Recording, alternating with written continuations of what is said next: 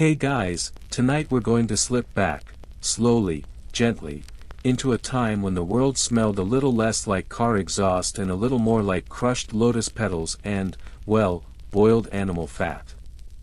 You're not standing in a high-end Parisian perfumery. No.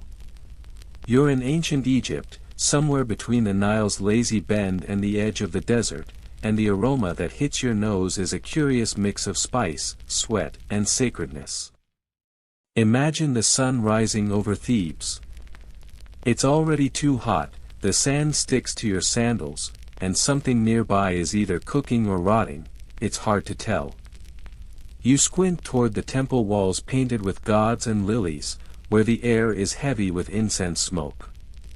Priests shuffle by in linen robes, their bodies slicked with perfumed oils that promise divine favor, or at least a slightly more pleasant walk through a crowded marketplace. And yes, you probably wouldn't survive this. Not just because of the heat, or the insects, or the fact that water is something you fetch from a crocodile-infested river, but because personal hygiene is an all-day battle. Without deodorant or minty-fresh toothpaste, ancient Egyptians had to get creative. Hence, perfume. So, before you get comfortable, take a moment to like the video and subscribe, but only if you genuinely enjoy what I do here. And let me know in the comments, where are you listening from, and what time is it right now? Now, dim the lights, maybe turn on a fan for that soft background hum, and let's ease into tonight's journey together. You start your walk just before the market opens. Even in the quiet, you can smell what's coming. Sweet myrrh smoke curling out of braziers. A low tang of goat. Someone frying bread with honey nearby. Then, under all of it, something strange and sweet, perfume. Not the spritz kind. No fancy bottle. This one comes in clay jars, tightly sealed with beeswax and linen, and it smells expensive. Perfume in ancient Egypt isn't just for smelling nice. It's for healing. For honoring gods. For burying your loved ones with some dignity. And, let's be honest, for hiding the scent of an aggressively natural world. You pass a perfumer's stall. Rows of ceramic jars line the table, each labeled in an elegant scribble of hieroglyphs: lotus, frankincense, cinnamon, henna. Behind the table is a middle-aged man whose skin glows slightly in the sun, probably from a combination of sweat and oil. He's stirring a shallow pan over a small fire with a bone-handled stick.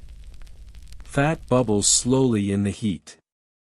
Cow fat, to be precise. It's not exactly Chanel No. 5, but it's what ancient Egyptians called anti-stink luxury. The perfumer glances at you and smiles faintly, as if to say, yes, this is what heaven smells like, friend. You nod politely, though you're trying not to gag. Historians still argue whether Egyptians preferred cow fat or plant oil as the base for their perfumes. Some texts suggest almond or castor oil was used more often for temple purposes. Others swear by rendered animal fat, which had a longer shelf life, unless it melted. And in 40-degree sun, that's a real possibility. You continue walking through narrow alleys filled with floral garlands and spice baskets. Everyone smells like something. The rich smell like imported resin and rose oil. The poor smell like smoke and onions. Children smell like dirt and dreams. Scent in Egypt isn't optional. It's identity. Workers rub perfumed salves on their scalps to keep cool and discourage lice. Priests anoint statues with sacred oils to awaken the gods. Brides receive perfume jars as wedding gifts. Even the dead are perfumed, just in case the afterlife has social standards. You pause near the steps of a temple where two young girls are grinding something with a round stone in a shallow basin. It's a paste of herbs, petals, and, wait, is that crocodile dung? Possibly. It was used in more than one cosmetic recipe. Ancient Egypt wasn't afraid to get a little weird in the name of beauty.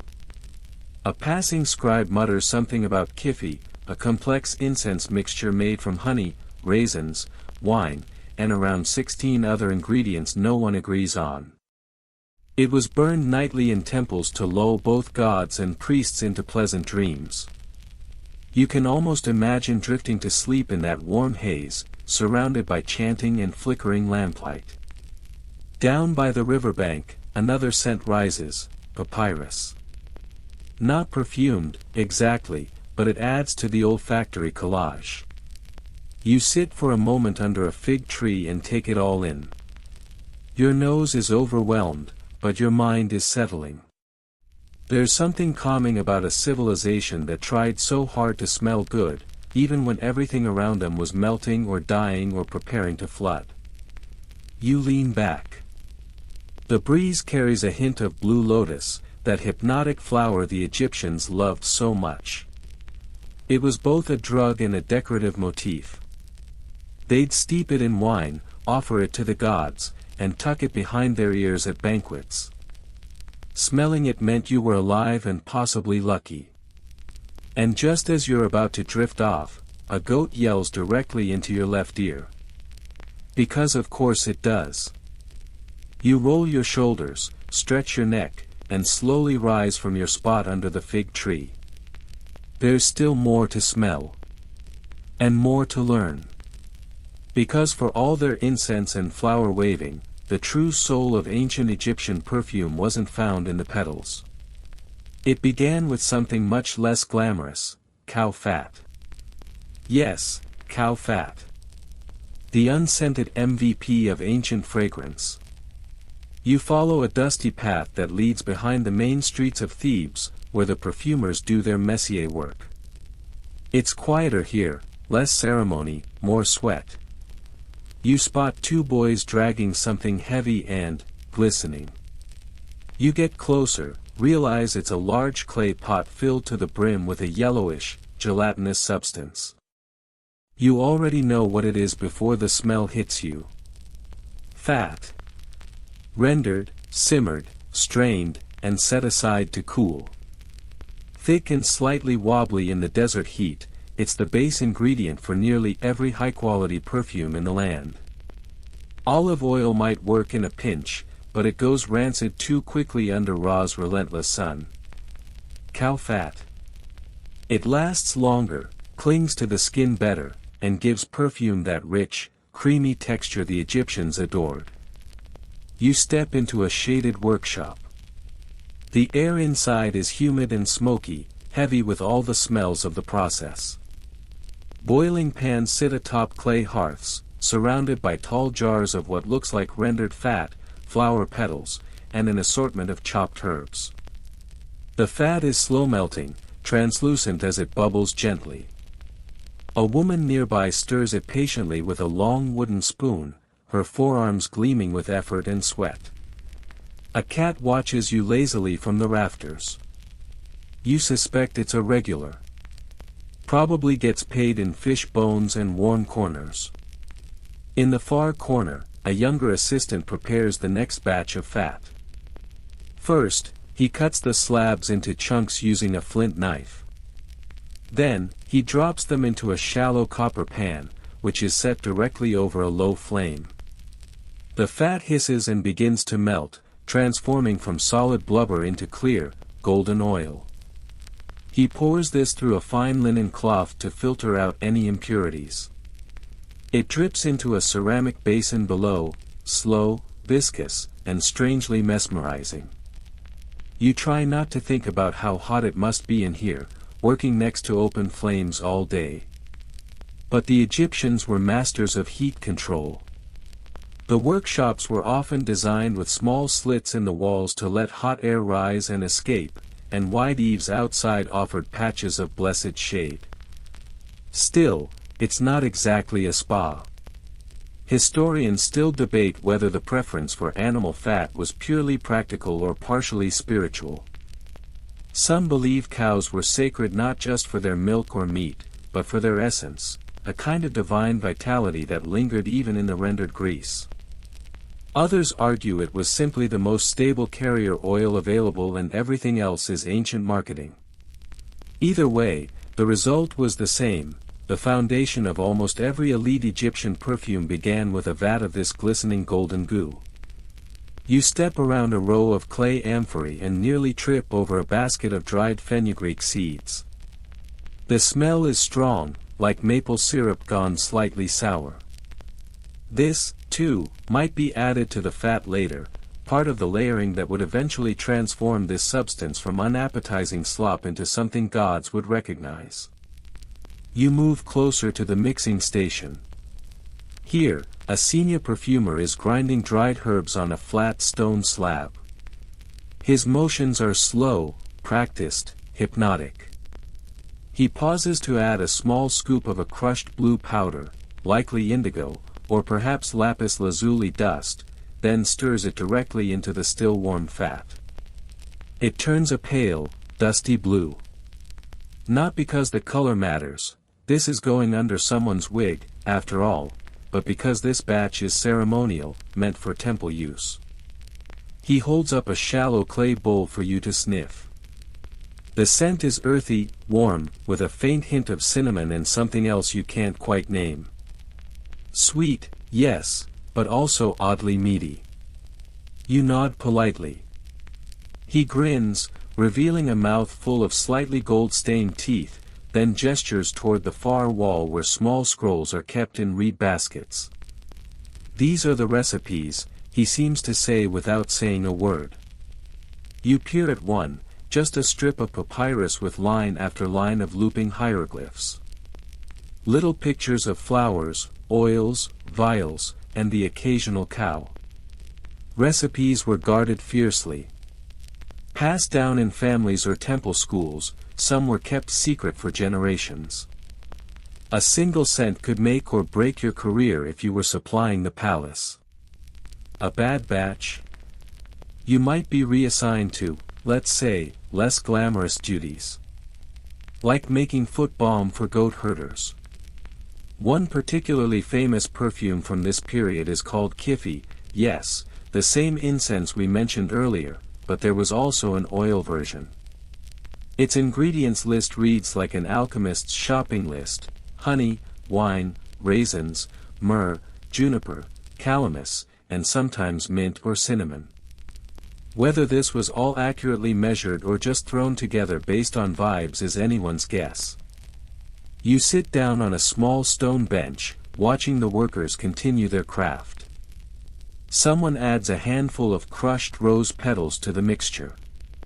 Another stirs in powdered bark. Slowly, almost reverently, the fat absorbs everything. It thickens, darkens slightly, and takes on a smell you can only describe as old money in a desert temple. And you have to admit, it works. Despite the setting, the sweat, the animal undertones, the perfume is calming. You feel your shoulders slacken. Your breathing slows.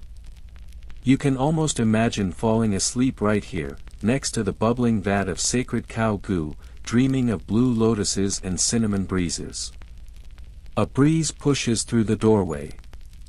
The smell of warm, spiced air carries through the workshop, and for a moment, you're not sure if you're in 1500 BCE or just a particularly aromatic fever dream. Either way, you're glad you came.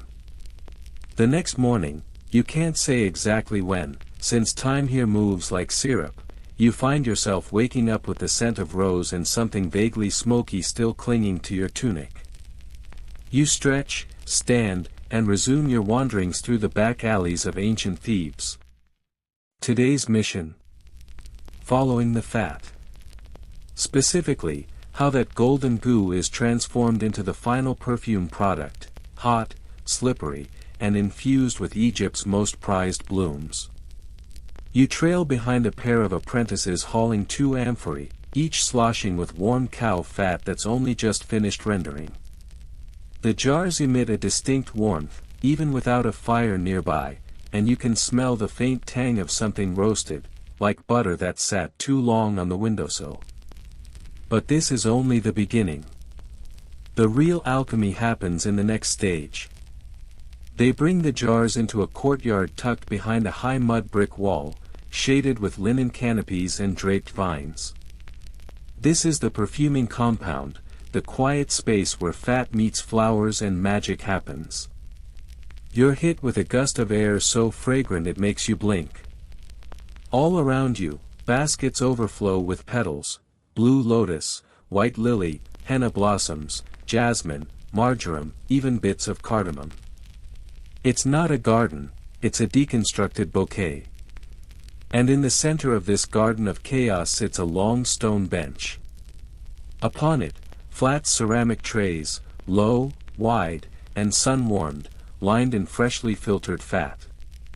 A woman kneels beside one, her hands expertly pressing damp lotus petals into the surface. It's a slow, careful process. She adds one layer of petals, waits, then adds another. This batch will sit for several days, steeping under muslin cloth, absorbing every molecule of scent the flowers have to offer. This method is called enfleurage, and the Egyptians may well have invented it. Historians still debate whether this passive steeping of fat and flowers came from Egypt, Mesopotamia, or later Greco-Roman influence, but here in Thebes, it's already perfected. You crouch nearby, careful not to interrupt. The air is syrupy with aroma, soft floral top notes clinging to your nostrils. The perfumer replaces the petals after a day or two, each batch drawing out more perfume essence. Fat, being fatty, holds onto the scent like a secret. Over time, it becomes something more than itself, a scented salve, a living balm. To the side, another worker gently presses the now scented fat into conical molds. These, when cooled, will become the famous perfume cones worn by nobility at banquets. Yes, cones of waxy, fragrant goo literally perched on top of wigs, designed to melt slowly and release their perfume during long, hot gatherings. You can't help but imagine modern partygoers trying this. Someone would definitely sit too close to a lamp and ignite their scalp. Still, it's strangely practical.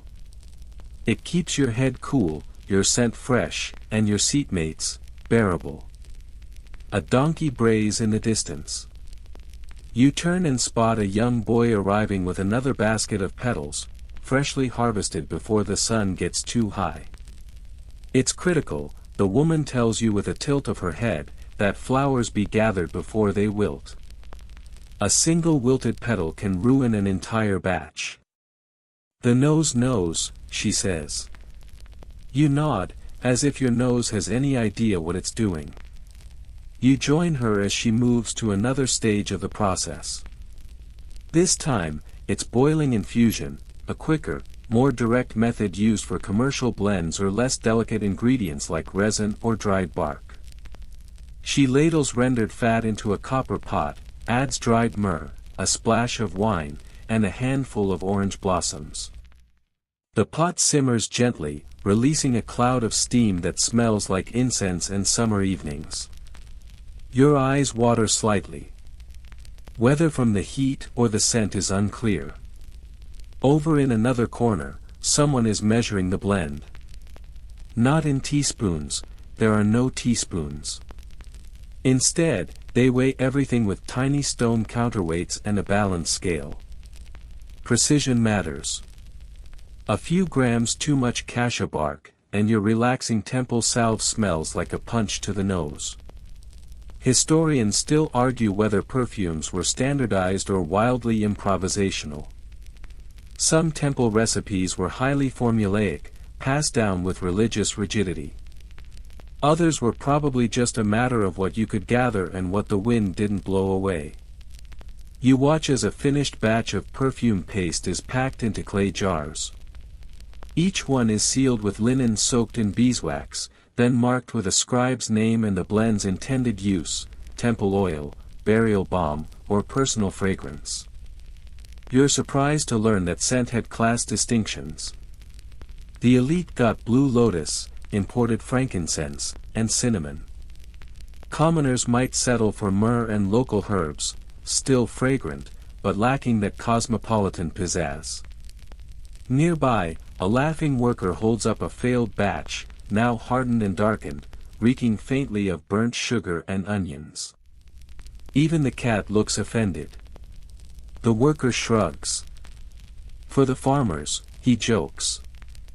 You suspect that's not entirely a joke. As the sun rises higher, the courtyard starts to shimmer with heat. Everyone works more slowly now, in that measured Egyptian rhythm that respects the temperature and conserves the body.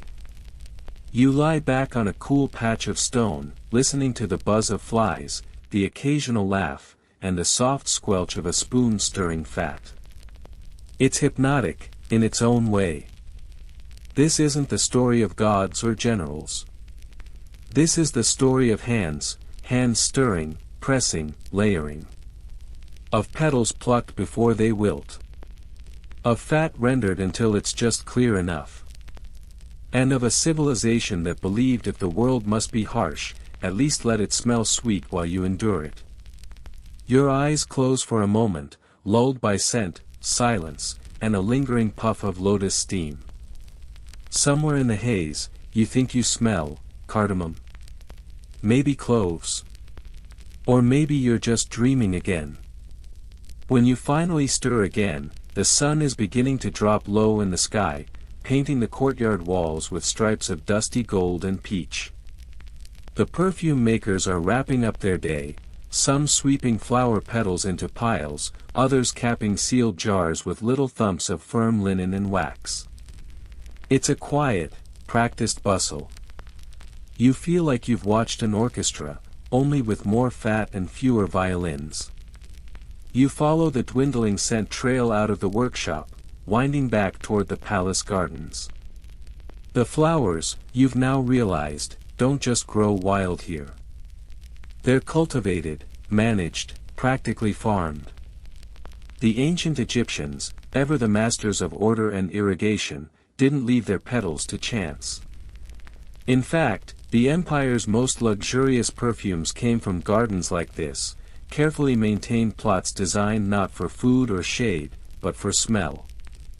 You step into one of them now, just as a cool evening breeze rustles through. Rows of blue lotus spread wide in ornamental ponds. Henna bushes tangle with marjoram, papyrus hums softly along the water's edge. And lilies. Always lilies. You kneel beside a small group of women seated around a low bench, each holding shallow reed baskets filled with just picked blossoms. Their fingers move quickly, plucking petals, sorting them by color and type, discarding the browning ones. One laughs as she flicks a bug off her wrist. Another wipes her hands on her robe and takes a long, tired stretch. The work is tedious. But important. Because only fresh petals will do. Wilted ones can sour the blend, introduce a bitterness that ruins hours, sometimes days, of careful scent building. The noses of temple priests are legendarily unforgiving. You think of modern chefs stressing over a single bruised leaf of basil. Now imagine that leaf makes or breaks the afterlife aroma of a high priestess. Historians still argue whether these flower gardens were private estates or publicly maintained temple plots. Some scrolls suggest wealthy women managed their own perfumed gardens, hiring attendants to tend and harvest. Others imply the state controlled floral production, especially of sacred plants like lotus and papyrus. Regardless, there's no denying the aesthetic appeal. You walk the garden path slowly, breathing in the mingling scents. It's like stepping into a dream, one that smells vaguely of warm wine and river mist. You spot a pair of ibis birds wading through the lily pond, looking unimpressed with the entire floral operation. In one corner, a young man is rubbing crushed petals between his fingers, sniffing thoughtfully. He's testing freshness, not just by sight, but by nose. He makes a face, mutters something that sounds like old cabbage, and tosses the batch aside. Harsh, but fair. Not all flowers are equal here.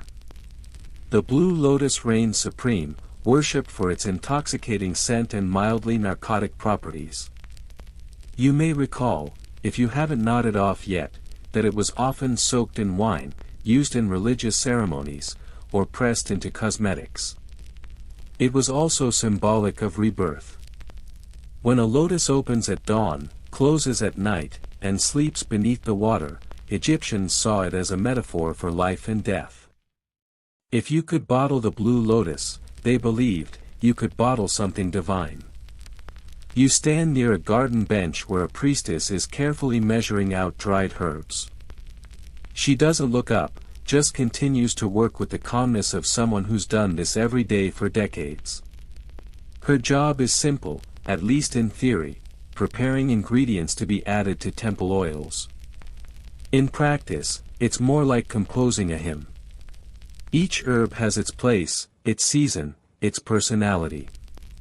She holds up a bundle of sweet rush and gives it a shake. The seeds rattle faintly. Then she presses them into a tiny pouch made of thin cloth and tucks it into a clay jar of warm oil, already steeped with rose and cinnamon bark. The result will be used to anoint the sacred statues of Ammonius and Isis, perhaps even Pharaoh himself. No pressure. You overhear her mention something called balanite's oil, made from the nuts of a spiny desert tree. It's not as common as cow fat or castor oil, but it has staying power, and a faint aroma of almonds.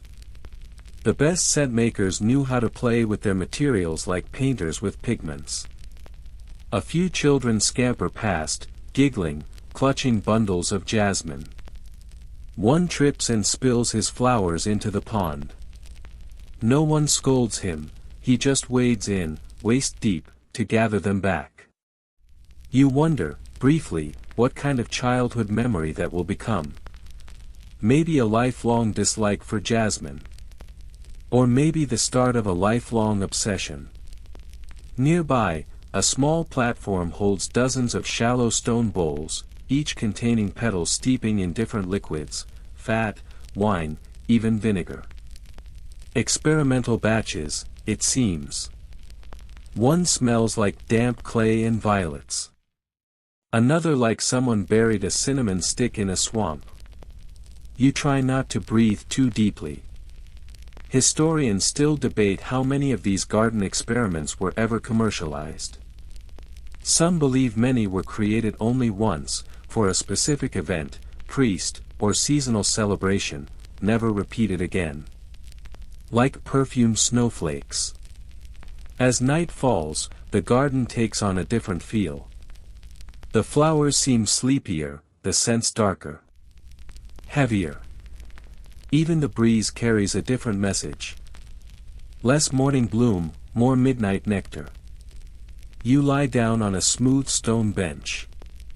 Overhead, palm leaves rustle like whispered secrets. Someone nearby hums an old lullaby. Maybe a gardener. Maybe a priestess. Maybe just the wind weaving through stalks of marjoram. In the far distance, temple bells chime, soft, slow, like they know you're trying to sleep. You close your eyes. For just a second. And then a drop of dew lands on your nose. Right from a lily petal. Of course it does. You wake slowly this time, the scent of crushed marjoram still clinging faintly to your fingers. The garden is nearly empty now, except for a couple of sleepy dogs curled beneath a fig tree and one tired old gardener muttering to a pot of basil. You slip quietly away and follow a narrow path eastward, toward the quarter where the raw labor of perfumery begins, where flowers are less poetry and more pulp. You find yourself at the edge of a stone courtyard surrounded by low mud brick walls and sloping wooden roofs. Inside, the rhythmic thunk-thunk of stone on stone guides you forward. You enter cautiously and immediately feel the temperature rise. This is no breezy garden. This is the grinding house, where flowers are pulverized into fragrant paste with the grace of a mortar and pestle symphony. Two women sit cross-legged on woven mats, each working over a flat basalt slab with a smooth hand-held stone. Between their palms and the slab lies a thick purple paste, lilies and lotuses, freshly bruised, mushed into a sticky pool. The scent hits you hard, heady, sweet, with a hint of something green and bitter underneath. Not quite pleasant. Not quite unpleasant. Definitely strong. They glance up and smile as you sit near the wall, watching. The process is strangely hypnotic. They mash in small circles, leaning into the motion with practiced ease. Sweat dots their brows, and streaks of petal pulp cling to their sleeves. Occasionally, one pauses to sprinkle a pinch of dried bark or cinnamon into the mix. It's not just floral, this is a science of scent layering. Every blend has a base, a body, and a finish. Kind of like wine tasting, only smellier. One of the women slides her stone aside and gestures toward a small pot beside her.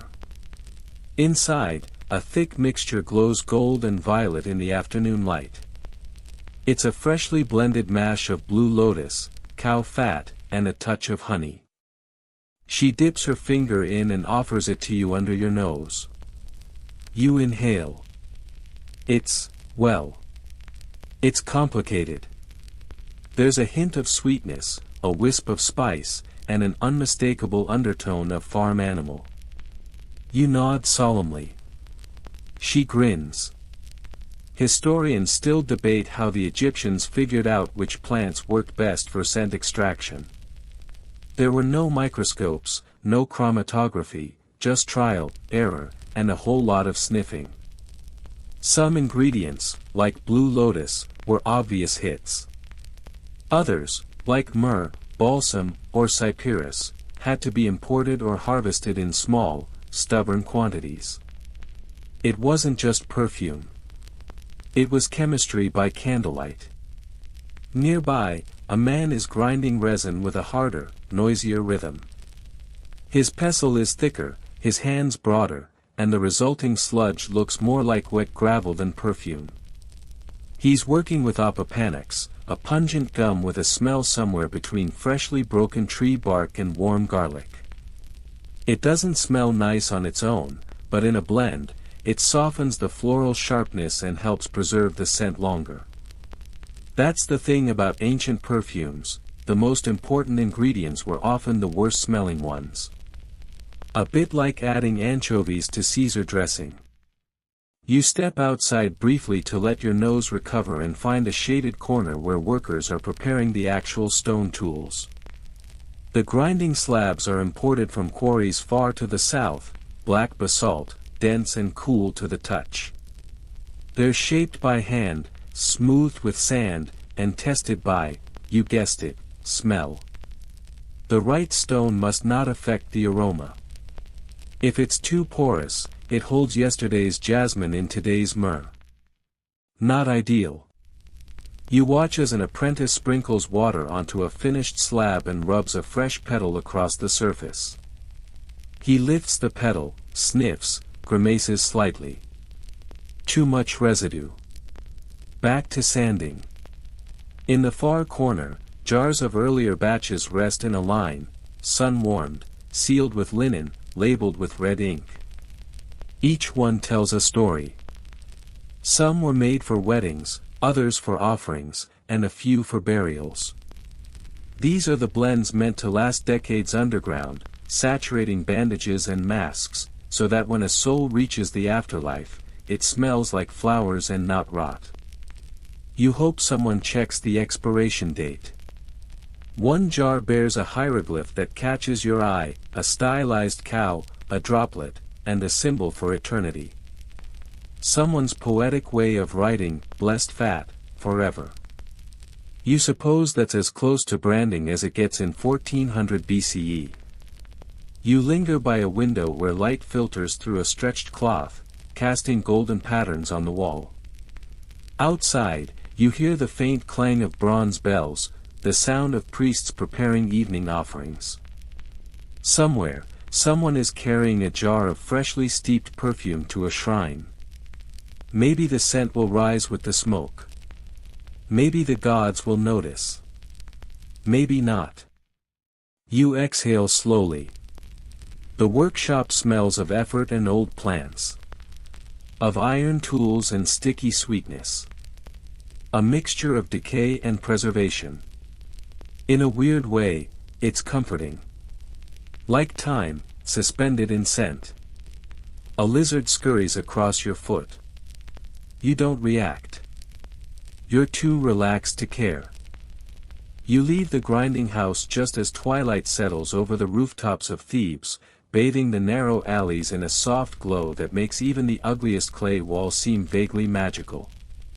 The air is cooler now, but the smells hang heavy, floral, earthy, sticky with sap and sweat.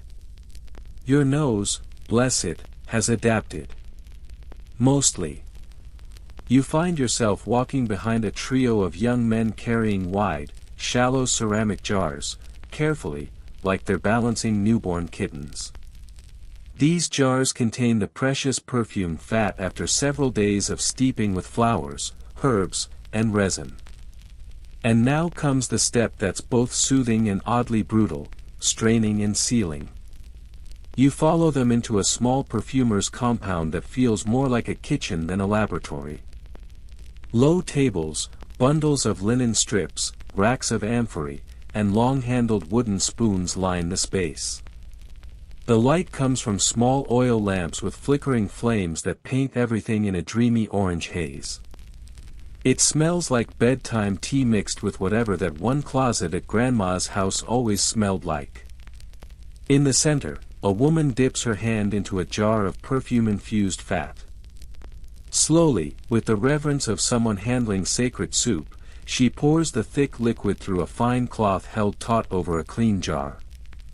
The infused oil drips through in thick, golden beads, while petals and herbal residue remain behind, a soggy, fragrant mulch destined for the compost heap or perhaps someone's very confused goat. She nods at you, then gestures toward the straining rack. You step closer and see dozens of linen bags hanging like strange fruit, slowly draining into jars below. Each bag smells slightly different. One like marjoram and roasted almonds. Another like cinnamon and crushed dates. And one, oddly enough, like mint tea left out in the sun too long. Historians still argue whether the final straining process was purely mechanical or involved secret rituals. Some temple records suggest perfumers whispered prayers while sealing jars meant for religious use, believing the scent was a conduit for divine presence. Others roll their eyes and say it was just about keeping out flies. You watch as another worker caps a finished jar with wax-dipped linen, binding it tightly and pressing a thumbprint into the seal. This, apparently, is the perfumer's signature, part pride, part accountability. If your batch turns sour, your thumb is the first to be blamed. Ancient Yelp reviews were swift and brutal.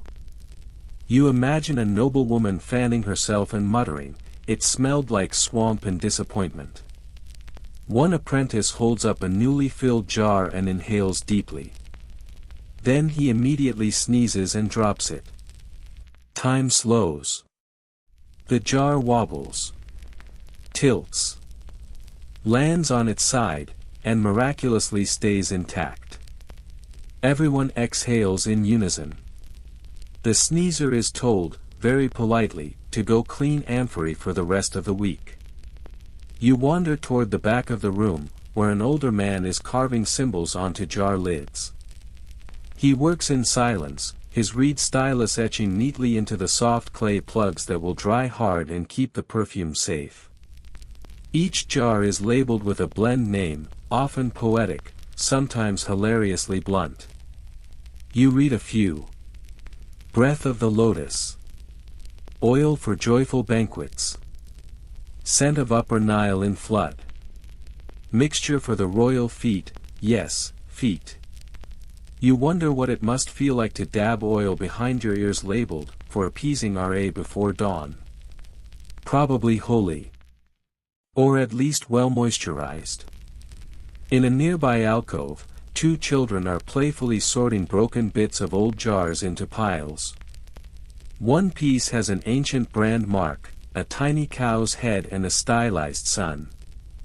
The other shows a partially worn symbol of the goddess Hathor, patron of love, beauty, and, fittingly, scent. It's believed that perfumes were sometimes offered directly to her shrine in liquid form. A bottle of fat-scented gratitude. You pause for a moment, staring at a row of sealed jars waiting to be shipped. These will go to nobles, priests, temples, and tombs.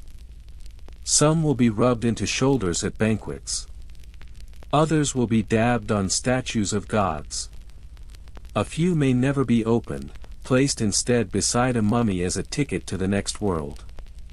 You think about the journey of each jar, starting from a squinting farmer picking flowers at dawn, to the sweating perfumer grinding them by hand, to the boiling, the steeping, the straining, and finally, this moment of stillness before travel.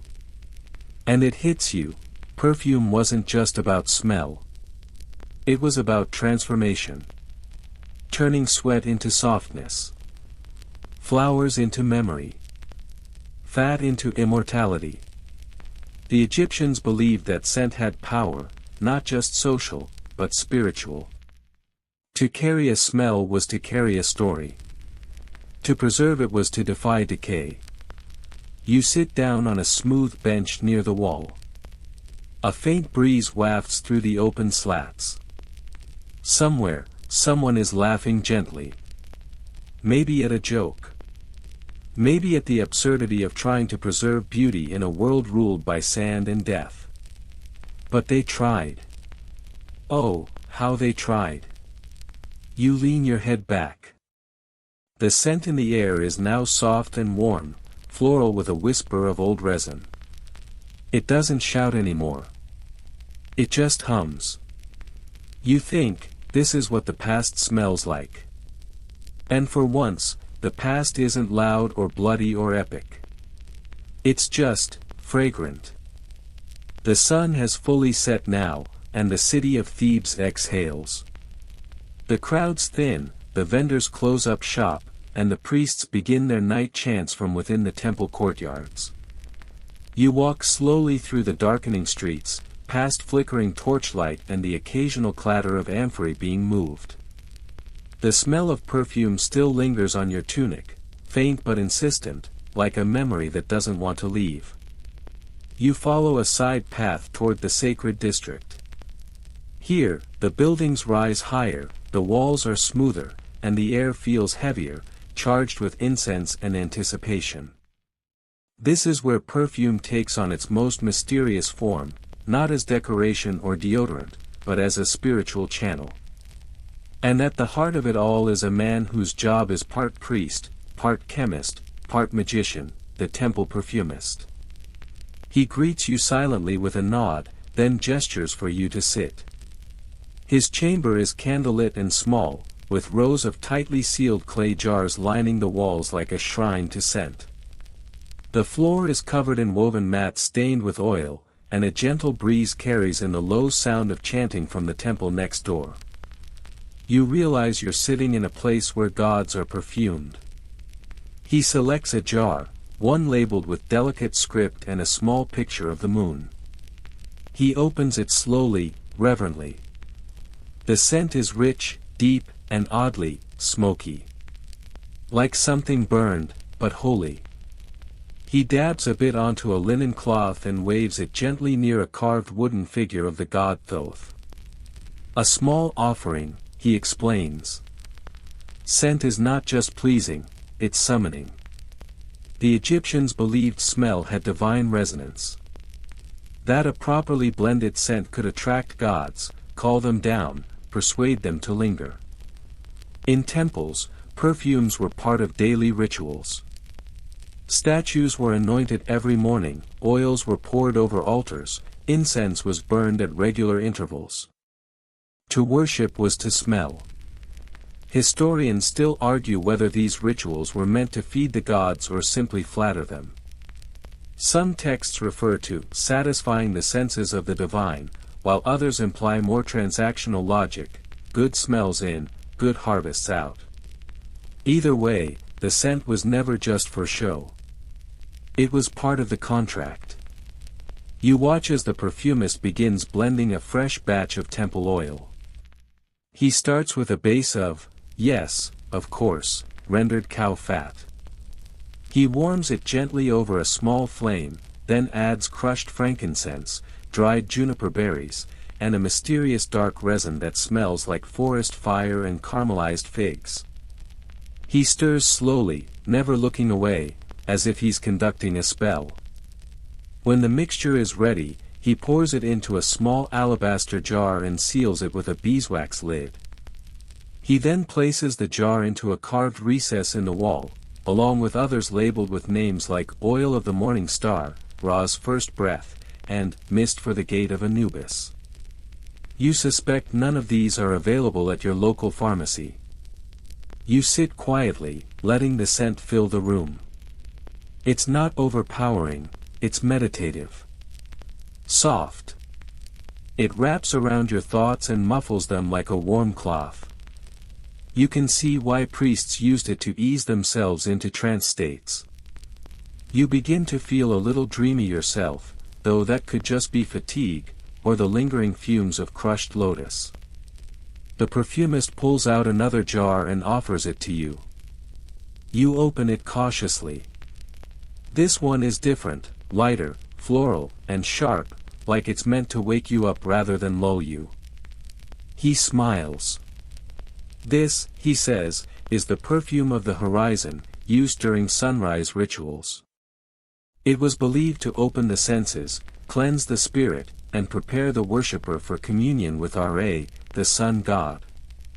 You imagine the ritual, early morning, before the city stirs. Priests stepping barefoot through incense fog, dabbing oil onto statues, humming ancient songs. It's not loud. It's not dramatic. It's rhythm. Repetition. Reverence. He shows you the recipe on a scroll, lines of hieroglyphs interrupted by small sketches of ingredients, petals, sticks of cinnamon, a drop of something being added to a cup. The papyrus is old, fragile, and slightly stained, as if even the document has been perfumed. You wonder how many noses it took to perfect that blend. How many priests wrinkled their noses and muttered, "Too much henna." How many sleepless nights were spent hovering over warm pots of fat, waiting for the scent to bloom just right. Nearby, a young apprentice is arranging fresh ingredients for tomorrow's blend. His hands move quickly but carefully. One wrong ratio and the whole batch could smell like roasted onion instead of heavenly peace. You silently wish him luck. Historians still debate the role of apprentices in these rituals. Some claim they were family members, trained from birth. Others argue that temple perfumery was one of the few trades where talent, not lineage, mattered most. Regardless, it's clear, scent was power, and power needed precision. You stand and thank the perfumist. He bows slightly, waves a hand in front of his nose, a silent gesture of farewell, or perhaps just habit. You step back out into the courtyard, now lit only by stars and a few flickering lamps. The air is still, except for the faintest breeze carrying a whisper of frankincense. You breathe in. You breathe out. The gods may not be watching. But they can definitely smell you. By now, your sense of smell has expanded into something near mystical. You can practically identify the difference between blue lotus and white lily in your sleep. You've inhaled more cow fat than any non-Egyptian has a right to. But there's still one part of the story that hasn't yet unfolded, the final moment, the apex of ancient Egyptian perfumery. You're going to a banquet. The invitation, if you can call it that, came from a merchant you met while sniffing jars outside a temple stall. He mentioned his cousin's neighbor's friend was hosting a small gathering. There will be music, he said. And scent cones. Naturally, you said yes. You arrived just after dusk to a large courtyard buzzing with laughter, harp strings, and the occasional clatter of dancing feet on tile. Palm fronds wave overhead, and oil lamps cast shadows that flicker and stretch like gossiping spirits. The guests are in linen robes, their wigs glossy, their makeup precise. And every single head is topped with a small, unmistakable item, a perfume cone. These cones are not subtle. They look like tiny scoops of butter, molded into a gentle pyramid, and they sit atop wigs like a dollop of sacred frosting. Made of scented fat and beeswax, the cones begin to melt slowly as the evening warms, releasing perfume in a steady trickle down the guest's head, shoulders, and, eventually, their whole aura. If ancient banquets had a smell, it would be this: perfumed wax, warm skin, and lotus wine. You're handed your own cone. It's cool to the touch and smells faintly of sweet myrrh and something citrusy. You place it delicately on your head, trying not to laugh as it wobbles. The girl beside you is already melting. A rivulet of lotus-scented oil glistens behind her ear. She looks radiant and slightly sleepy. You make your way through the party. A servant hands you a cup of something pink and fruity. Musicians strike up a tune on lutes and flutes.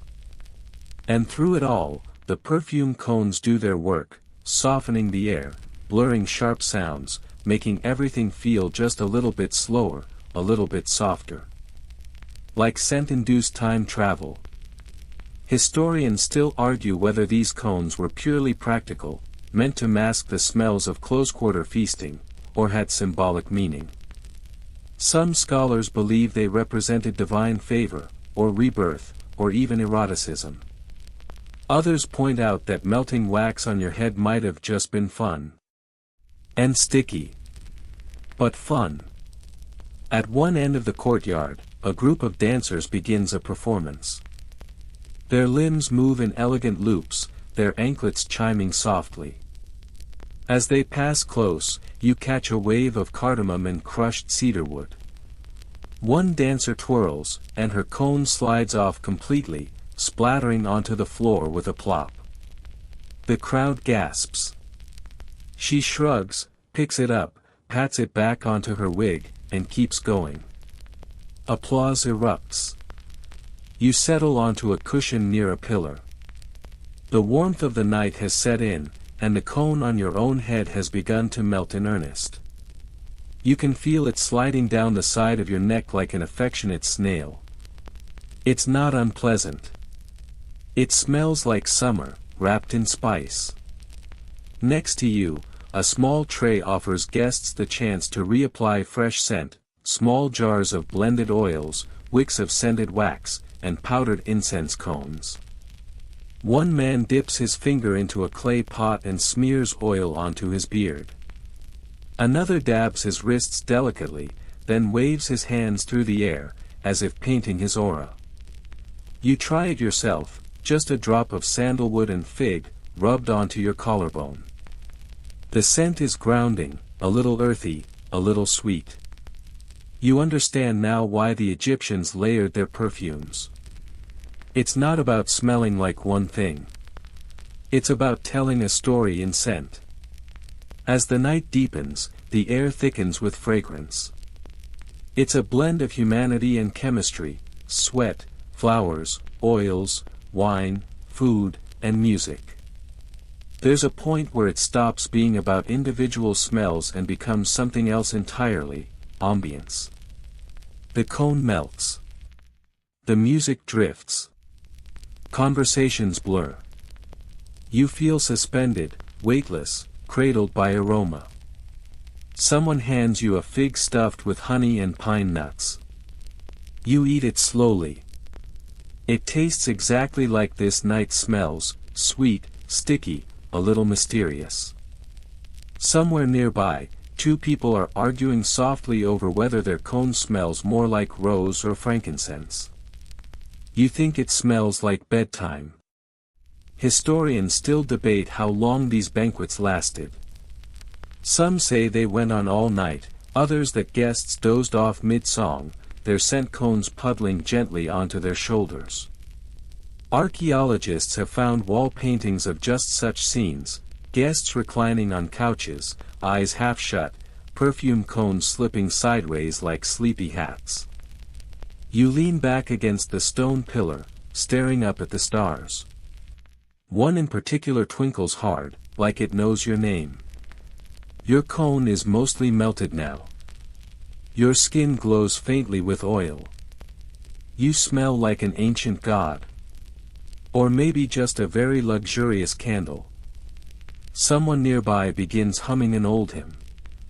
You can't understand the words, but the tune is soft, repetitive, and carries a kind of lullaby logic. You close your eyes. Just for a second. Just until the cone finishes its work. By the time you stir again, it's sometime in the very early morning, just before the sun peaks over the horizon, when the air is at its coolest and the last embers of the banquet flicker in half-burned oil lamps. The courtyard is quiet now, dotted with slumped partygoers wrapped in linens, their scent cones long since melted into soft halos around their wigs and shoulders. You rise slowly, brushing crumbs of fig and a petal or two from your tunic. The perfumes still cling to the air, but they're gentler now, muted echoes of what was once an overwhelming chorus. You step quietly out of the courtyard and back into the labyrinth of Theban streets. There's one more stop on your journey, the tombs.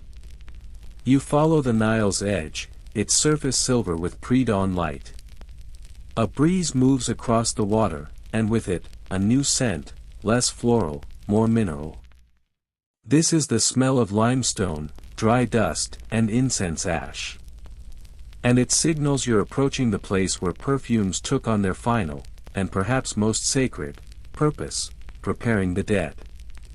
The tombs themselves are quiet, always quiet, but not deserted. At this hour, the embalmers have just begun their work. The chamber you enter is cool and dark, the stone walls painted with scenes of boats, gods, harvests, and offerings. There are bundles of herbs on the floor. Open jars line the wall. Linen strips hang from hooks like pale ribbons. At the center of the room lies a body. Not a mummy yet. A body. Wrapped loosely, surrounded by tools. And beside it, a row of small, elegant pots filled with a substance you know all too well, perfume fat. Blended, steeped, filtered, and now ready for the most solemn of applications. You step back, watching as the scenting ritual begins. The lead embalmer, dressed in white linen, face calm, dips a long-handled spoon into a jar and carefully begins to anoint the body. The feet first, then the wrists, then the temples. Each motion is slow, deliberate. Not rushed. The scent is thick in the chamber, myrrh, cinnamon, cedarwood, and that earthy base you now recognize as cow fat rendered to a perfect clarity. This isn't about masking decay, though it certainly helps. This is preparation for eternity. To walk into the afterlife with a body that smells divine was to announce your worth to the gods. It was respect. It was transformation. Historians still debate whether the precise perfume recipes used in embalming were standardized or unique to each person's social rank. Some texts describe formulas passed down through generations, stored in temple archives, guarded like secrets.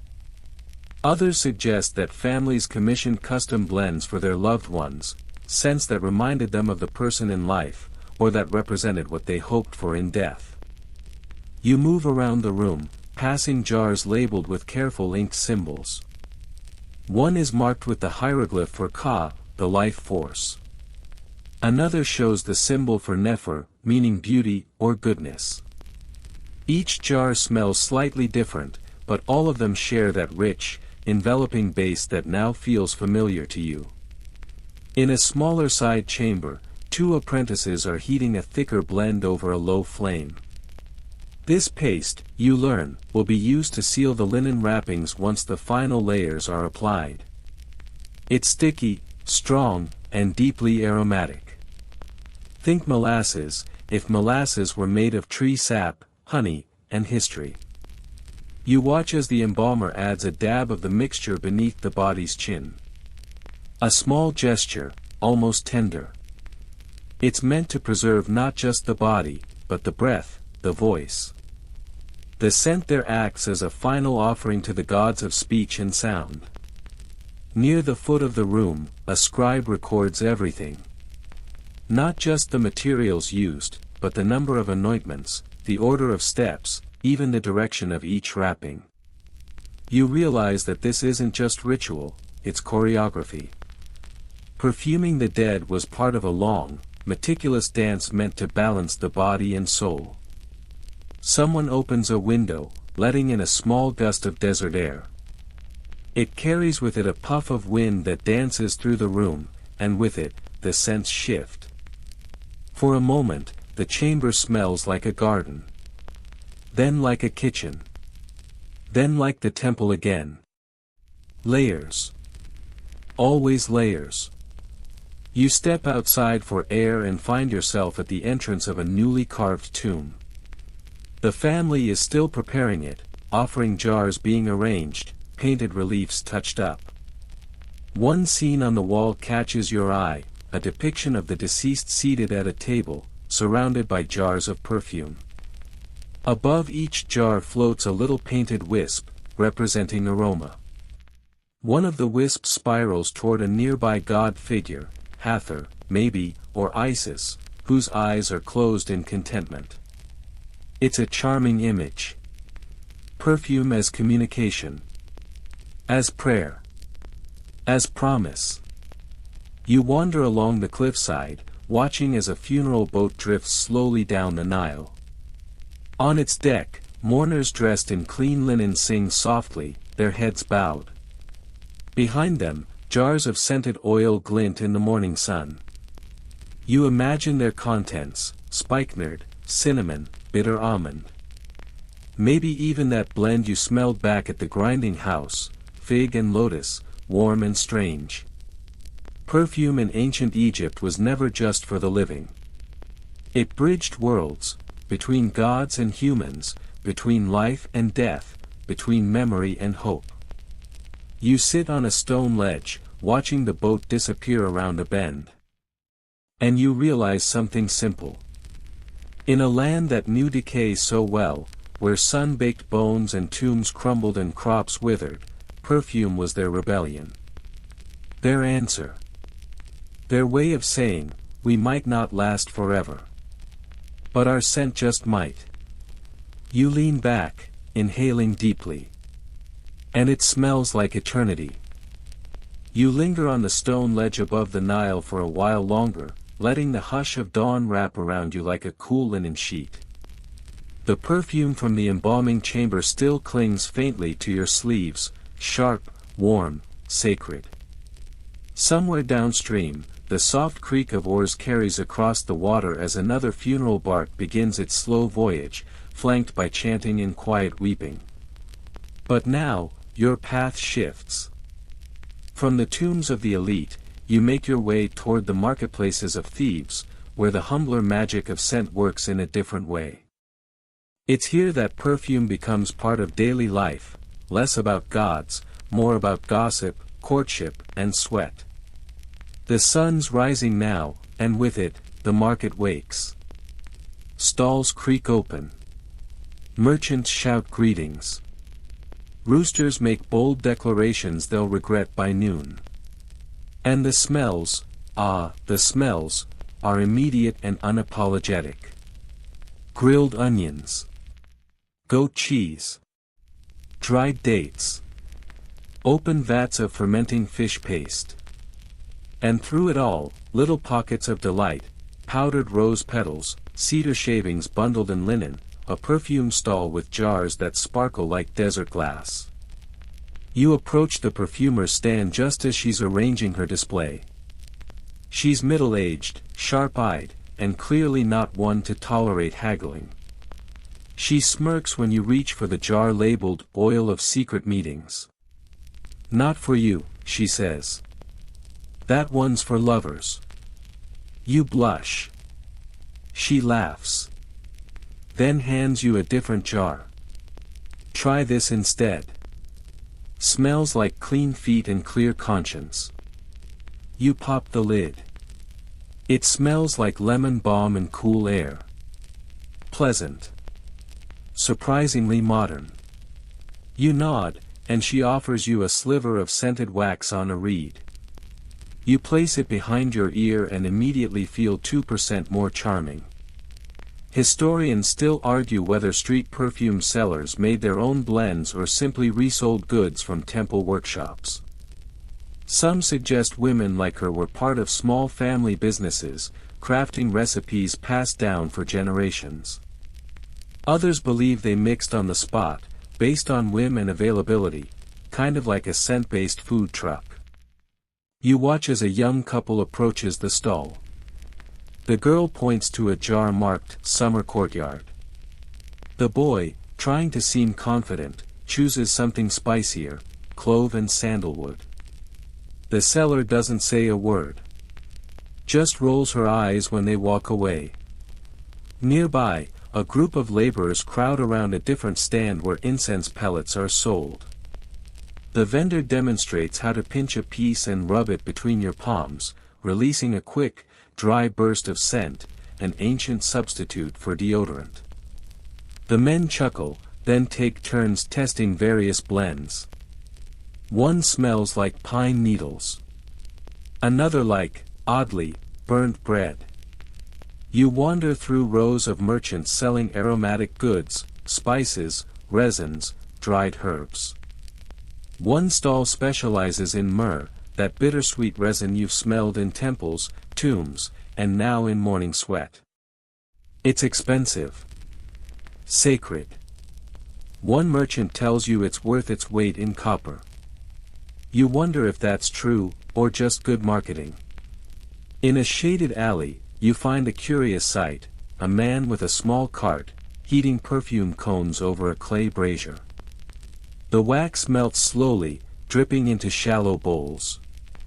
He then scoops the melted wax into reed molds and lets them cool into new shapes. A kind of scent recycling operation. He claims his cones are perfect for discreet temple offerings or overlong family dinners. One boy nearby tries to eat one. He's swiftly discouraged. You pause to observe a woman rolling perfume balls, small spheres of scented fat mixed with crushed petals and powdered resins, rolled in linen for portability. They look like truffles, but smell like summer fields and ritual fire. She offers you one to tuck in your belt pouch. "For when you meet someone important," she says, with a wink. You're struck again by the everyday nature of perfume here. It's not a luxury locked away in gold jars. It's part of the flow of life. People wear it to the market, to prayers, to dates, to funerals. They scent their children, their clothes, their sandals. And not just humans, animals too. One old man swears he perfumes his donkey before major festivals. Makes her prance like a goddess, he insists. You choose not to investigate. Historians still debate how much of this perfume economy was regulated by the state. Some papyri hint at taxation, temple licensing, or even price control. Others suggest it was more informal, an aromatic free market of flower dealers, fat merchants, and rogue oil mixers. Whatever the case, one thing's clear: ancient Egypt smelled busy.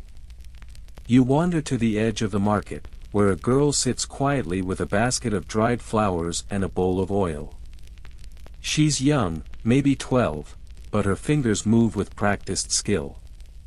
She dips petals into the oil, lays them flat on papyrus, then rolls them into tight bundles. "Scent scrolls," she whispers. "For travel." You sniff them when the Nile smells like dead fish. You buy one. It smells like hibiscus and hope. As you step away, the wind shifts and brings a gust of heat from the baked city walls. The smells of the market lift and swirl, mixing into a warm, dizzying cloud. You breathe it in deeply. Not because it's perfect, but because it's real.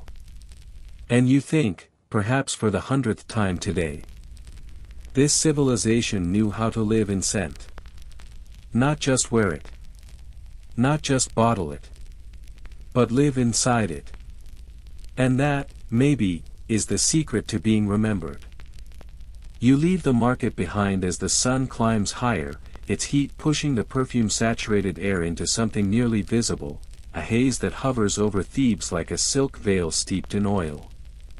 Your journey takes you now toward the workshops near the river, where perfume production leaves behind the temple hush and enters the realm of heat, fire, labor, and, well, quite a lot of cow fat. This area smells different. Less refined, more foundational. Like someone turned all the elegance of the finished perfumes inside out. You pass rows of fire pits surrounded by clay ovens, where large cauldrons bubble gently. And yes, the main ingredient here isn't flowers or resin, it's tallow, rendered fat from cows or goats, slowly purified over low flames until it turns clear and golden. You wrinkle your nose, but only slightly. You've come to appreciate it, in a strange way. Like a deep bass note in a perfume symphony, it's not meant to be noticed, it's meant to carry everything else. One pot nearby is actively being stirred by a boy no older than 10. His hands are steady. He moves the wooden paddle in long, careful loops, occasionally adjusting the fire beneath the clay basin. This process takes hours. If the fat overheats, it scorches. If it cools too quickly, it congeals. Timing, patience, and practice. Ancient perfume wasn't all moonlight and blue lotus, it was also sweaty kids stirring soup pots of grease in 100-degree heat. Historians still debate how the Egyptians learned to clarify animal fat so efficiently. Some suggest the knowledge came from observing kitchen processes, rendering cooking fats, clarifying butter. Others believe it evolved from ritual purification methods, blending spiritual cleanliness with practical necessity. You crouch beside the pot, watching the slow swirl of golden liquid. Occasionally, the boy schemes foam from the surface and ladles it into a bowl. This first scoop, fat, lightly scented from previous batches, is often used for everyday perfumed oils. The richer, more heavily processed base fat is reserved for elite perfumes, those that will be steeped for weeks with costly flowers and rare spices. Nearby, a worker is pouring melted fat into wide ceramic basins set into the ground, each one lined with woven mats and dried flower petals. These shallow pools allow the fat to cool slowly, absorbing the base notes of the herbs over time. As you watch, a woman carefully sprinkles dried mint, fenugreek, and acacia blossoms across one basin. It looks like she's seasoning a giant vat of soup for ghosts. You touch the edge of one vessel. The fat is warm but no longer liquid, soft, like balm. You lift a small amount between your fingers and rub it on your wrist. It smells faintly herbal, with a whisper of hay. Not quite a perfume yet, but definitely on its way. Further down the path, a separate building houses the steeping jars, where this scented fat is layered with fresh flowers daily. You step inside and are hit with the kind of aroma that can only come from days and days of petal sacrifice, intense, oily, almost overwhelming. Large earthenware jars stand in rows, each partially buried in the floor to keep them cool. Their lids are tied with linen, and many have small bowls of charcoal nearby, meant to absorb stray moisture and discourage flies. A man lifts one lid and stirs the contents gently. You peek in. Inside, fat and flowers, churning together in a slow, oily dance. The blend looks alive. Each day, these jars are reopened, the wilted flowers removed, and fresh blossoms added. The process continues for up to a month. In the sweltering Egyptian heat, the fat becomes a sponge for aroma, soaking in the most delicate top notes as well as the resinous base. Historians still argue about the exact ratios used. Some recipes survive on temple walls or papyrus scrolls, but many details are lost, guarded secrets of long-dead artisans. A popular theory claims that 1 jar of fat to 4 handfuls of blue lotus was a standard starting point. Another theory says, just keep going until it smells like a party and a funeral at the same time. A woman nearby opens a finished jar and offers it to you. You lean in. It smells like summer heat, like a garden at night, like memory. There's a quiet depth to it, layered and softened by time. Not sharp, not showy. Just, complete. You glance around the room again. These aren't perfumes for nobles. They're not for tombs or temples. These are the blends for daily life, oils used in households, sold in small markets, offered during prayer, or rubbed into aching joints. Perfume wasn't always luxury. Sometimes it was comfort. A way to feel clean. A way to feel human. One worker hands you a lump of leftover mash, the flour pulp strained from one of the jars. For your sandals, he says, grinning. Makes your footprints smell rich. You laugh, but tuck it into your pouch all the same. You sit by the doorway for a while, the scent of infused fat wrapping around you like a gentle shawl. A breeze slips through the open door, and you catch the hint of something familiar. Jasmine, maybe. Or basil. It's hard to tell anymore, everything smells like something else now. And you realize, not for the first time, that ancient Egyptian perfume wasn't just about beauty. It was about layers. Layers of labor. Layers of scent. Layers of meaning. You close your eyes. The whole world hums with it. The morning fades toward noon, and you decide to walk once more along the banks of the Nile, this time with a pouch full of scent scrolls, resin pellets, and the lingering sense that you, too, are beginning to smell vaguely sacred.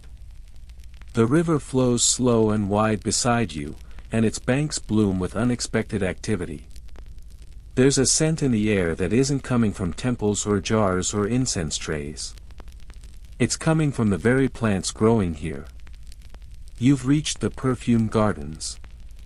Set just beyond the city's dust and clamor, these gardens are tended by workers who are equal parts farmer, florist, and low-key magician. And you can tell immediately, this is where scent begins. Long before the cow fat and the boiling and the jars, there is this, soil, sunlight, and stubborn plants. Rows of blue lotus rise from muddy water beds, their petals stretching lazily toward the sky. Even now, in the heat of midday, they're somehow serene, neither delicate nor brash, just, still. A gardener offers you a blossom. You hold it close, inhale deeply, and are stunned. It's not perfume in the way oils are. It's lighter, dreamier. Like breathing in a breeze that once passed through a harp string. Nearby, a group of children are collecting marjoram, their hands stained green, their pockets bulging with clippings. One holds up a sprig and says proudly, "This one's for my mother's hair." Another tosses a flower into the air like it's a game. It lands squarely on your sandal. You pretend not to notice. Historians still debate which flowers were native and which were imported for perfumery. Some point to trade records that suggest vast quantities of exotic blossoms, like frankincense flowers from Punt or Cassia from Nubia, were brought in via ship and camel. Others argue that the bulk of perfumery relied on hardy local plants adapted to Nile-side gardens. Either way, the Egyptians weren't just sniffing what happened to grow nearby. They were cultivating a scent economy. You stroll deeper into the garden. The rows change from aquatic plants to dry herbs, patches of thyme, sage, and mint. Each one offers a slightly different nose tingle, some sharp and medicinal, others warm and fuzzy. A worker hands you a small woven basket. You're allowed to pick your own bundle. You go slowly, thoughtfully. A sprig of basil. A pinch of coriander. A single petal from a red hibiscus. You feel like you're assembling a dream. Or at least a bath that Cleopatra would approve of. At the far end of the garden, a shaded structure houses something different, experimental scent beds. Each one is a narrow strip of soil surrounded by clay markers with notes scratched into them, symbols for time of day, irrigation amount, and harvest results.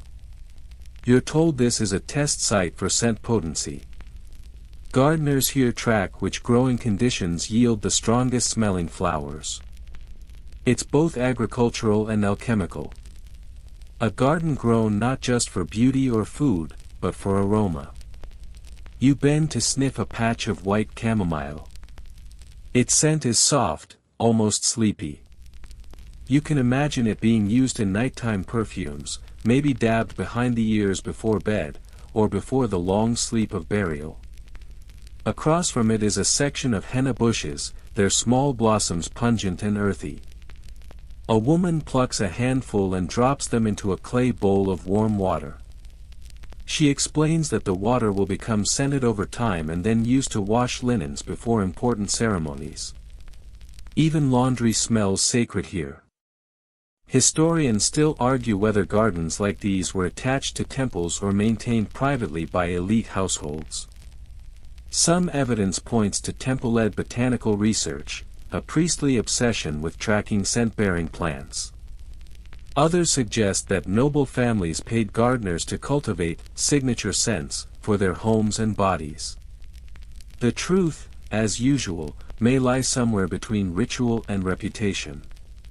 You find a shaded bench beneath a sycamore fig tree. The breeze carries every layer of the garden to your nose, muddy lotus, sharp mint, musky henna, and the undercurrent of dry, sweet Nile wind. You close your eyes and feel, once again, how scent was placed for the Egyptians. It wasn't just a trail you wore. It was where you came from. Who you prayed to. What your household grew. What your mother dabbed on your neck before your first festival. What your grandfather burned at your grandmother's tomb. And suddenly, you realize this entire city has been a kind of living perfume all along. The shrines, the markets, the river, the sweat, the gardens, they aren't separate smells.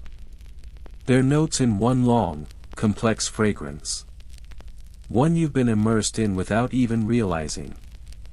A boy passes by, waving a fan made of dried papyrus and herbs. The air it stirs is scented like citrus and pepper. You give him your hibiscus petal, and he beams like you've handed him a gold ring. As you rise to leave the gardener presses a small wrapped parcel into your hand, a few dried petals tied in linen, to steep in oil when you return.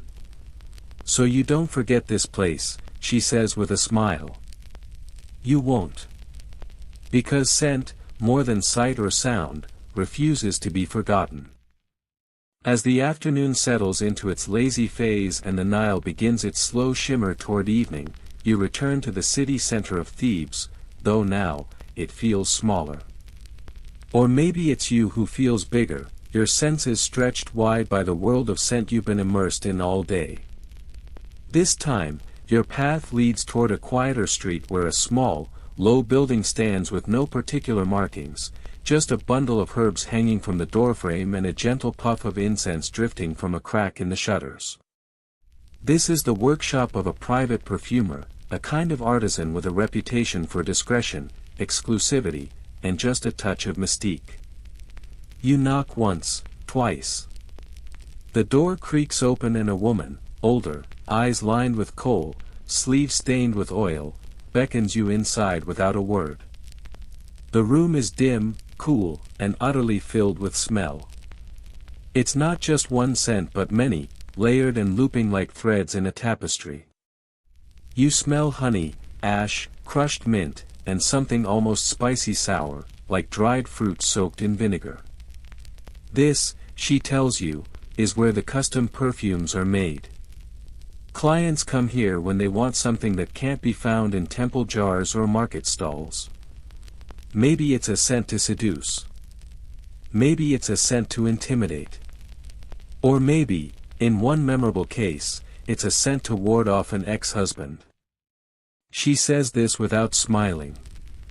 You try not to laugh. She works in layers, she explains. She starts with a base, usually the same tallow you've encountered throughout the city, rendered clean and pure. But from there, everything changes. The additions are precise, intuitive, and sometimes secret. She hands you a slate board with sketches and formulas. You can't read most of it, but you recognize little symbols, a fishhook, a bird, a swirl.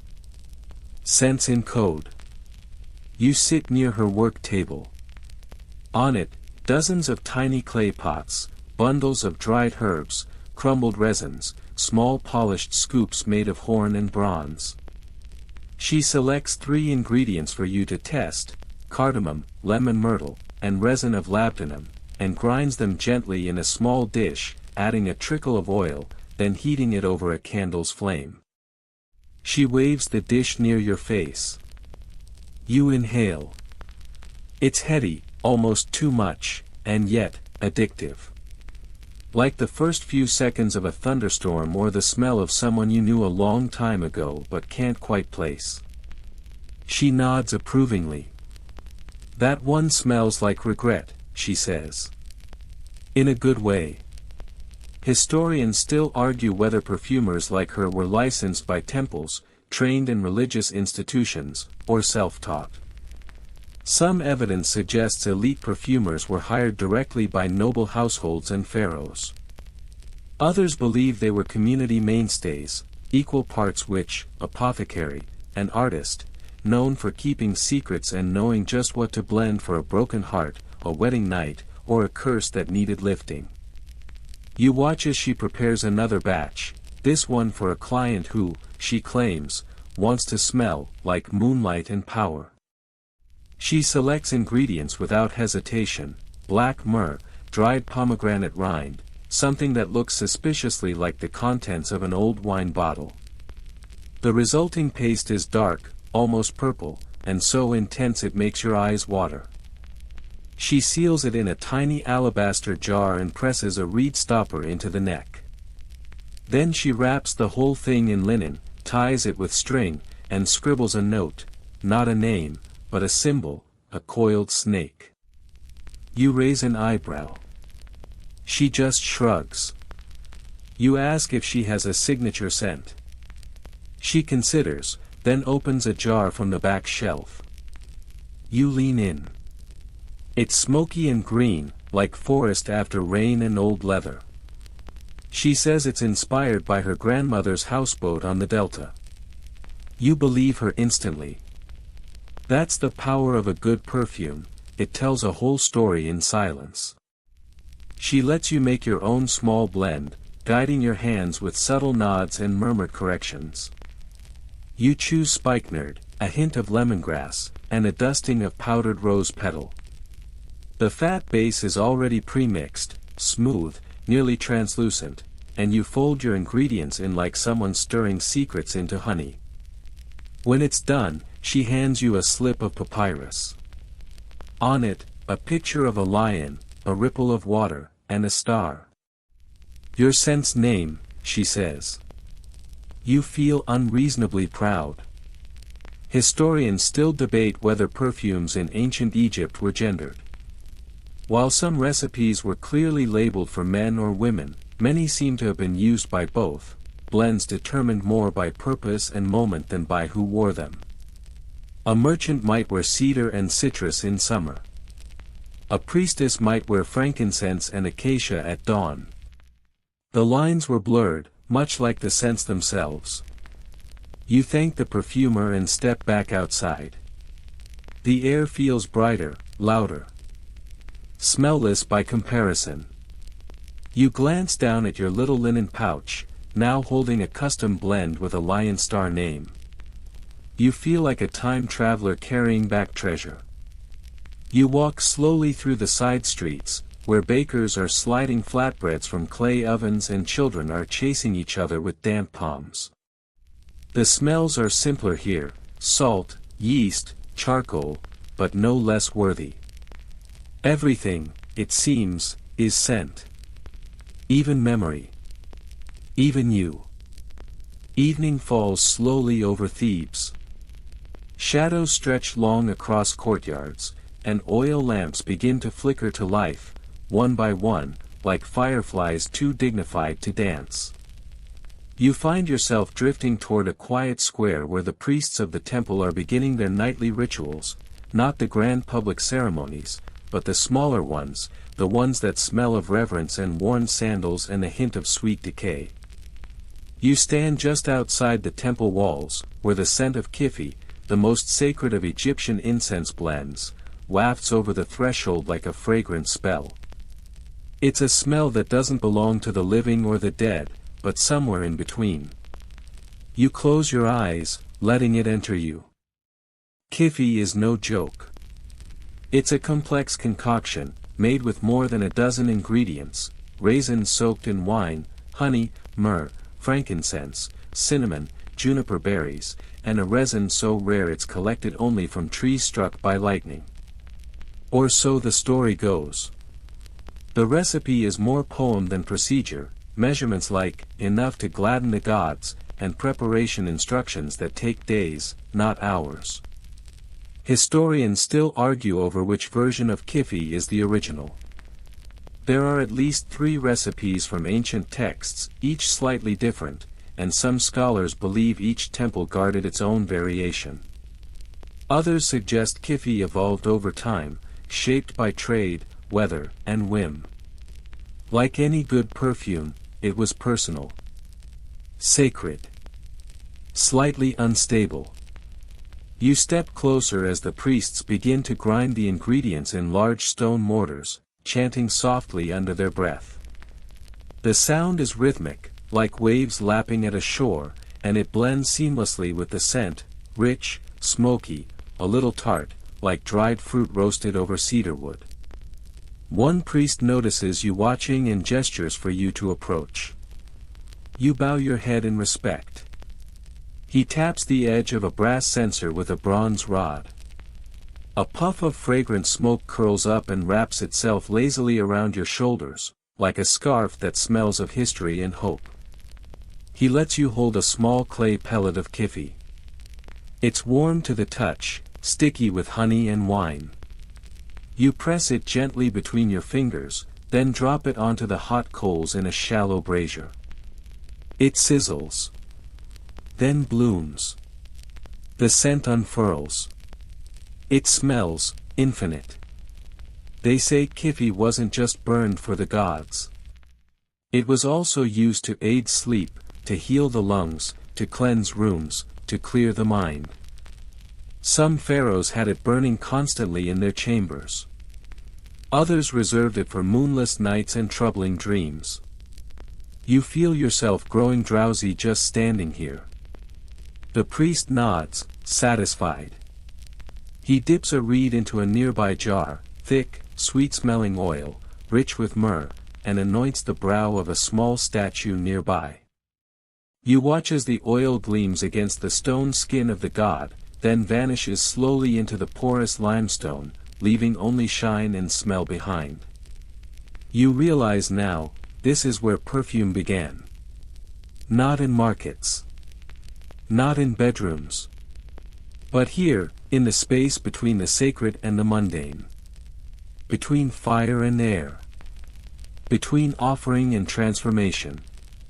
A second priest emerges from the inner chamber, carrying a fresh bundle of herbs. He places it carefully into a shallow bowl and sprinkles powdered resin over the top. Then he adds just a splash of wine. The mix is stirred, then placed in the hands of a statue. It's not burned. Just left there to steep. An offering of scent alone. You sit quietly in the back corner of the chamber, legs folded, back against a cool wall. Your eyes adjust to the dimness. The light is low. The air thickens. There's no music. No talking. Just the soft sigh of smoke and the quiet thump of pestles against stone. It feels like the temple is breathing. And you are part of its breath. Historians still debate whether the priests considered scent to be literal food for the gods, or symbolic, or merely ceremonial.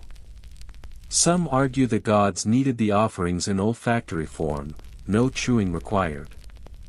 Others think it was the act of burning, the transformation itself, that mattered most. Whatever the truth, one thing is clear: perfume in the temple wasn't decoration. It was language. The gods didn't speak in words. They spoke in flame, in movement, and in scent. Eventually, the priests begin to clean up. The mortars are wiped. The remaining pellets stored in linen-wrapped jars. One of them gives you a small vial, no label, no explanation. You sniff it and are hit with something that smells like midnight and burnt sugar and cool stone. You nod solemnly, as if you understand. Maybe you do. You leave the temple in silence, your steps slow, your breath calm. The sky is fully dark now, but the stars shine clear, and the moon has made her arrival known in that ancient Egyptian way, casually late, always radiant. You pause by the river one last time. The water glistens. The breeze carries hints of everything you've encountered today: resin, lotus, tallow, mint, sandalwood, and smoke. You close your eyes and let them swirl together in your mind. Each one a memory. Each one a piece of a forgotten language. Each one a way back to a world where to smell something was to know it, to honor it, to never lose it. Night has settled completely over Thebes, and the city has grown quiet, wrapped in darkness and the faint shimmer of torchlight.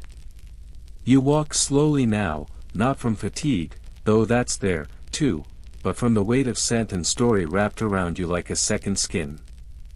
Your final stop is neither temple nor tomb, but something simpler. A house. A modest one. Mud brick walls, a flat roof, woven mats for doors, and the kind of lived-in stillness that speaks of generations. You've been invited by a family you met earlier in the day, who wanted to share with you one last piece of their perfumed world. The mother meets you at the door, smiling softly. She carries a clay lamp burning perfumed oil. Not a fancy blend, just palm oil, with a twist of dried orange peel and a tiny sprig of thyme. But the scent is soft, warm, and exactly what a home should smell like at night. Inside, her children are already curled on mats. A grandmother sits in the corner, humming quietly as she braids a strip of linen with bits of scented wax. It will be placed beneath a pillow later to help ward off bad dreams. "My mother did this for me," she says. "And I still have odd dreams." You settle near a small table, where a dish of gently warmed scented oil sits waiting.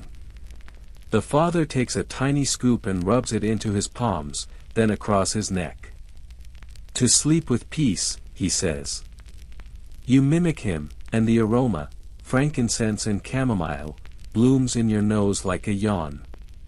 You've spent the day chasing perfume from palace to grave, temple to garden. But here, in this house of woven blankets and candle-warmed walls, it takes on its gentlest form. A ritual of rest. The mother passes around a cup of herbal brew, an infusion of dried lavender, date leaf, and a little honey. As you sip, she places a small stone dish near the window, filled with scented charcoal pellets. One is lit, and a plume of smoke rises, curls, then drifts slowly out the window. For the gods, she says. And the mosquitoes. You all laugh quietly, and that laughter smells like cinnamon. Historians still debate how much of ancient Egypt's domestic life was perfumed, whether the common people used scent daily, or only for ceremony. Some believe households had basic oil blends for cleaning, bathing, and bedding. Others argue that only the elite could afford even simple scented materials. But here, tonight, the line between sacred and ordinary has blurred into the dim amber glow of lamplight and the sigh of someone lying back onto a cool linen sheet. The grandmother offers you a scent cone, small, handmade, and crooked in a way that only something truly personal can be. You place it gently atop your head, and the warmth of your scalp begins to melt it slowly. The wax softens. The scent, myrtle, maybe, or crushed mint, drifts down over your face in a lazy, invisible waterfall. You lie down on your own mat in the corner, next to a window carved just wide enough to let in the hush of wind. Someone places a pillow behind your head. It smells faintly of dried petals and sandalwood. The father dims the last lamp. And the room exhales. The day has been long, timeless, in fact. You've traveled not just through a city, but through a culture of scent. Through the minds and hands of people who believed that to smell good was not vanity, but vitality. That perfume could preserve you, protect you, and maybe even lead you to the afterlife, smelling like a dream the gods would want to keep. Now, as you lie there, your mind curls backward through everything. The cow fat bubbling in clay ovens. The perfumer who said you smelled like regret. The scent scroll tucked in your pouch. The kiffy smoke in the temple. The tiny boy stirring tallow like it was treasure. All of it lives with you now. Not just in memory, but in the air around you. You drift. And just before sleep fully takes you, you realize something strange and soothing. You don't just smell like ancient Egypt now. You are part of its perfume. And now, as the final scents fade into a hush and the last oil lamp flickers low, you can let your breath soften. Let your limbs relax. Let your thoughts float gently, the way a bit of incense drifts on the evening breeze, spiraling, quiet, gone. You've walked the streets of ancient Thebes, seen the petals soaked in oil, touched the fat jars warmed by desert sun. You've stood beside priests as they ground resins into smoke for the gods, and you've listened to laughter shared over honeyed perfume in crowded marketplaces. You've seen how even death, even grief, could be softened with scent. How a body could be carried into the next world wrapped in fragrance, in memory, in care. But now, there's nothing left to explore. No more alleys to wander. No more jars to open. Only rest. Let the scents you've gathered settle around you like a soft, invisible blanket. Let them remind you that every place, every time, has its own way of leaving behind a trace. And you, sweet dreamer, have followed that trace all the way to this moment. Your breath grows slower. Your thoughts begin to blur, gentle as myrrh stirred into oil. Let yourself go, just a little more. And know that wherever you are, in bed, on a couch, with headphones, with silence, you're safe. You are wrapped in story, in history, and in the oldest comfort we've ever known, the kind that smells like home.